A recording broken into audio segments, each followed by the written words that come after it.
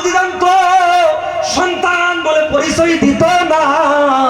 ও মুসলমান, আমার আল্লাহ কত রহমান দেখায়। এত এত গুনাহ করার পরেও আল্লাহ বান্দাকে কতটুকু ভালোবাসে।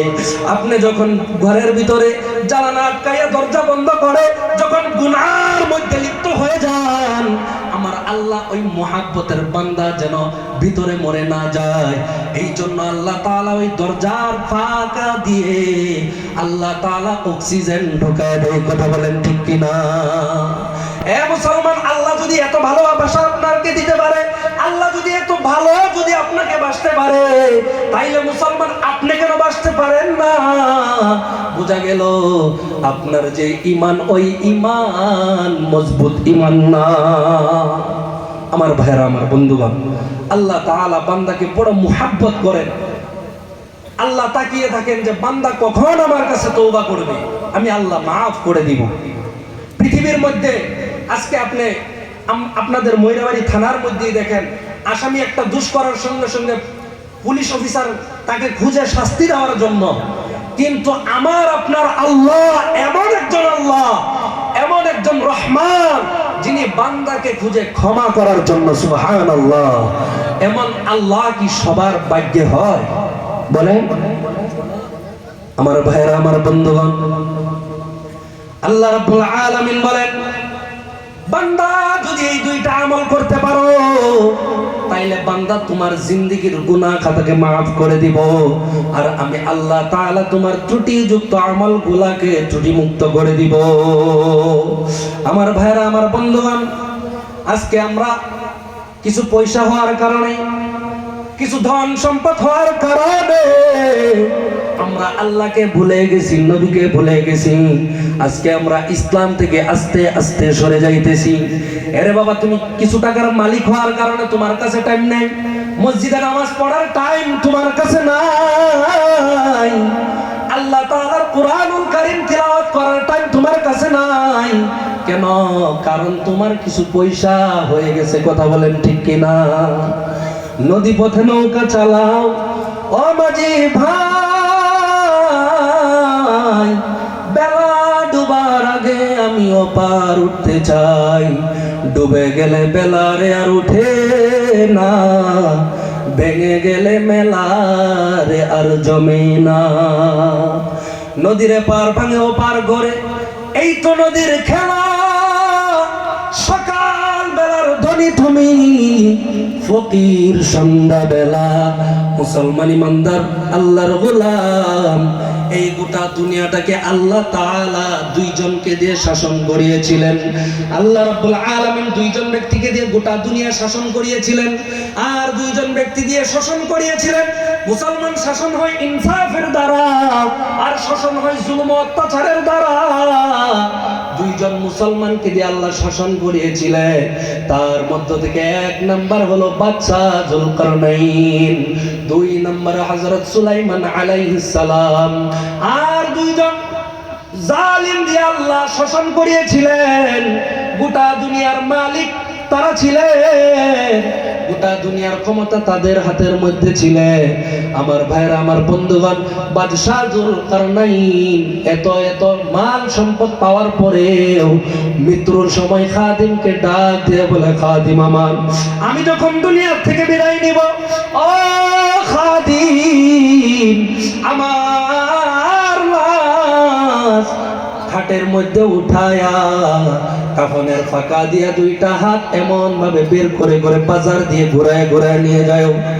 এবার খাদিম এমনই ভাবে কাফন পড়াইয়া দুই হাত বের করে নিয়ে যাইতেছে। বাজারের মানুষেরা ডাক দিয়া বলে, এই যে দেখো,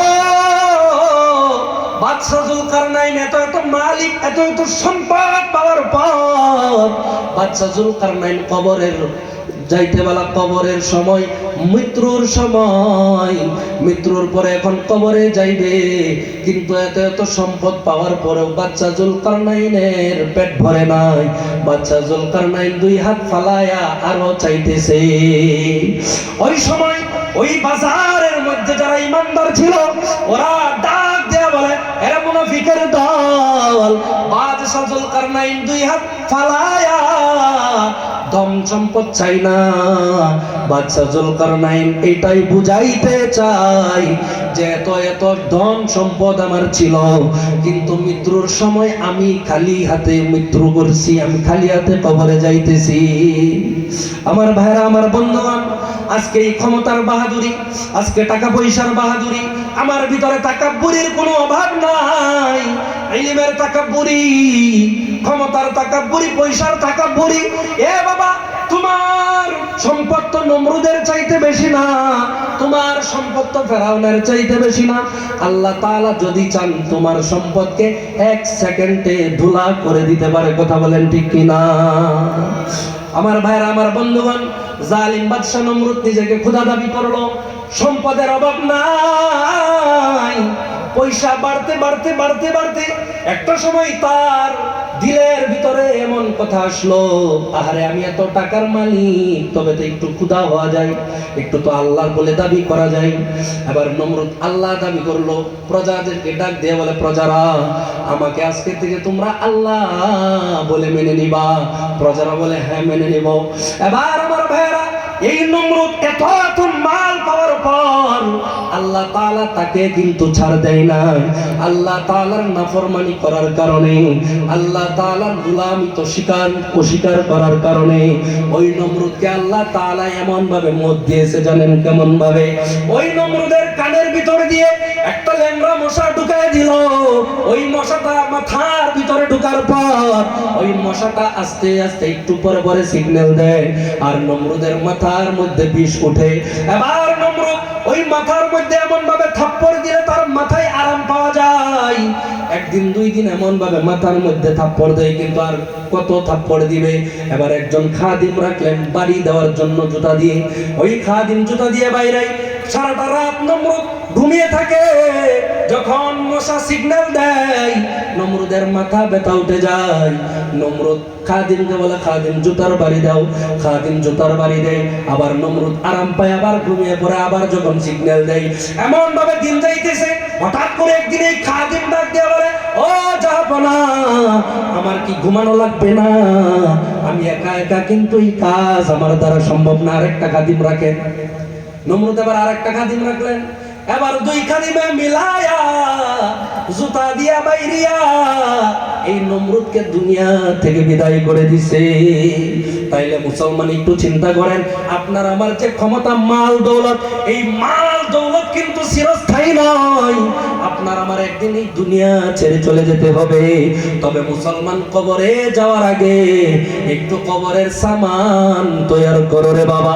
কারণ মুসলমান এই কবরের মধ্যে কেউ নাই, সাথী নাই, বাতি নাই, ঘর নাই। ওই কবরটা শুধু অন্ধকার। আল্লাহ রাসূল বলেন, দুনিয়ার মধ্যে আমার বান্দা, আমার উম্মতের দল ওই কবরের মধ্যে গুনাহ নিয়ে যায় না। ওই কবরের দুই পার্শ্বের মাটির ছাপ কিন্তু বরদাস্ত করতে পারবা না। ওই কবরের মধ্যে সাপ বিচ্ছুর কামড় ও মুসলমান বরদাস্ত করতে পারবা না।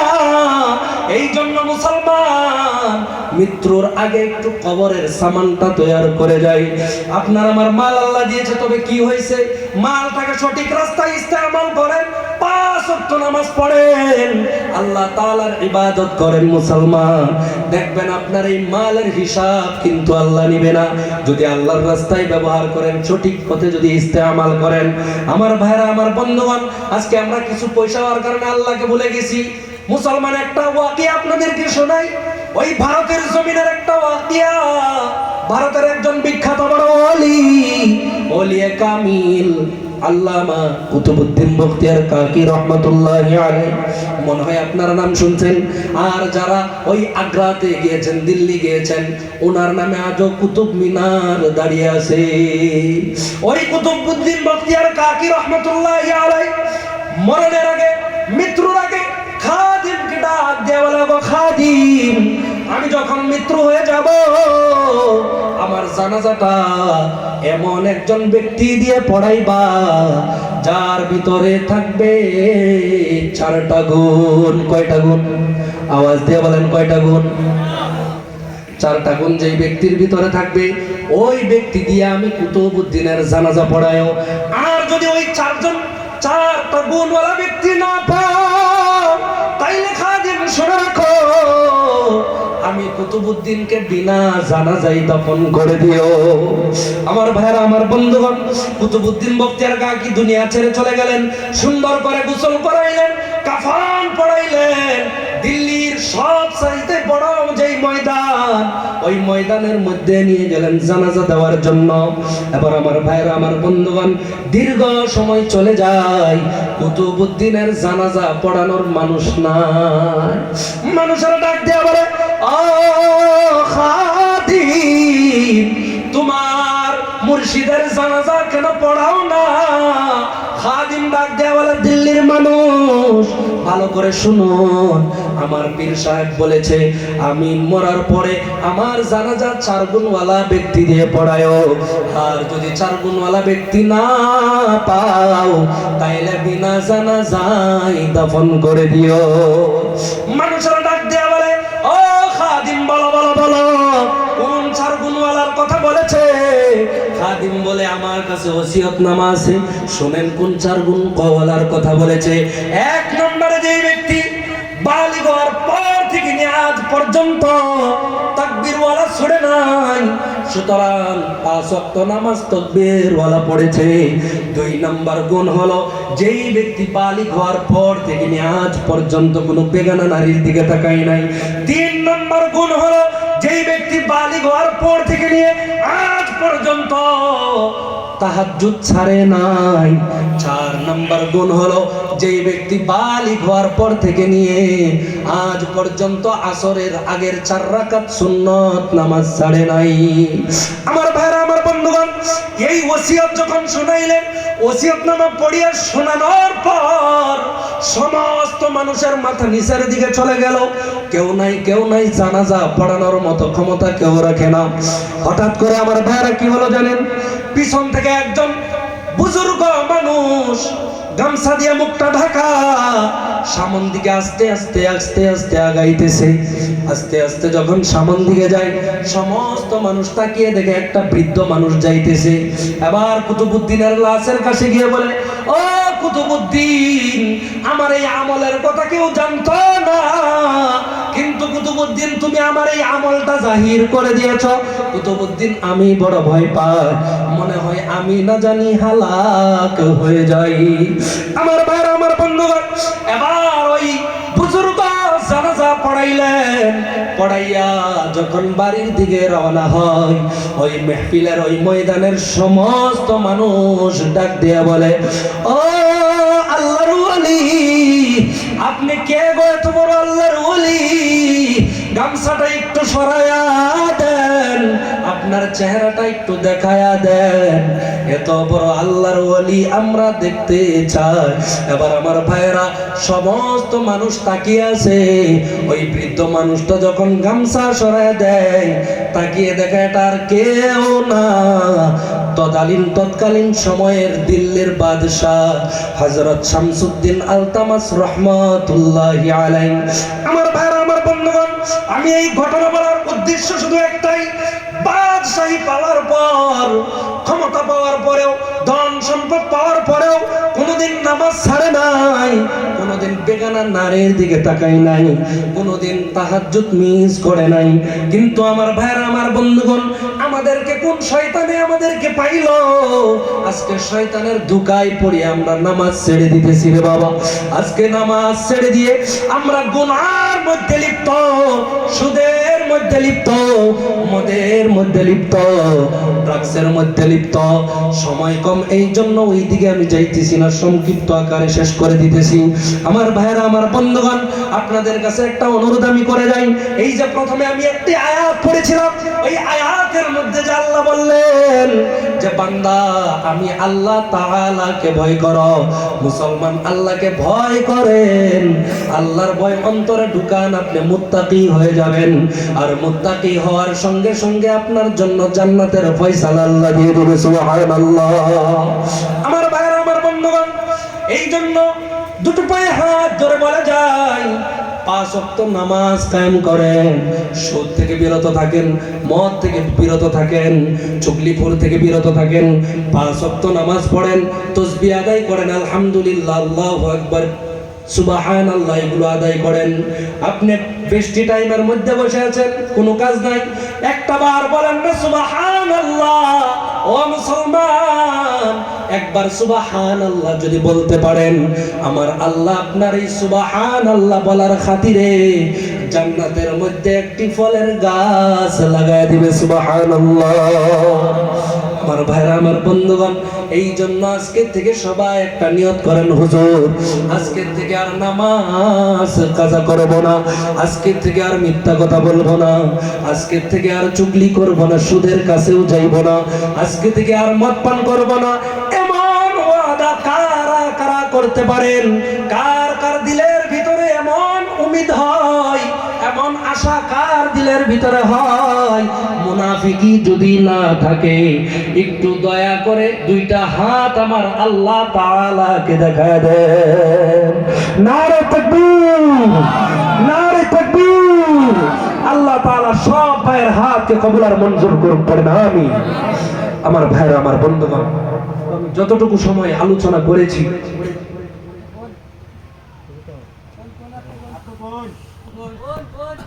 না আমরা মুখ্য মেহমান